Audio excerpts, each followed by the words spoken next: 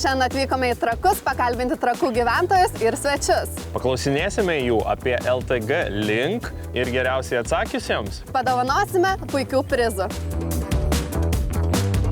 Ar tekę girdėti apie traukiniautojų klubą? Taip. Pamėginkit atspėti, kelintais metais įkurtas traukiniautojų klubas? O Dieve, prieš kokius, nežinau, 6 metus.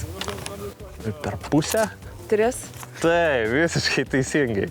Kokia pagrindinė yra to klubo nauda? Aš spėčiau, kad tai nuolaidos bilietams. Galbūt įsivaizduot, kokia populiariausia yra kryptis traukiniautojų klubo narių? Traukiniautojų? Nu, Vilnius Kaunas, tai aš įsivaizduoju ne tik traukiniautojų, bet aplamai žmonės labai dažnai važiuoja.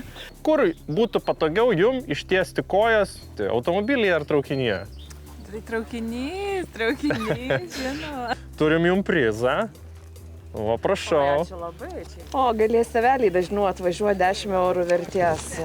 Skaitykis vienas važiuoja nemokamai. Va, tokią fainą maikutę. Turim va jum prizą padovanosim. Prašau, galit pasižiūrėti. Ačiū. Va, bus proga pasinaudoti dabar.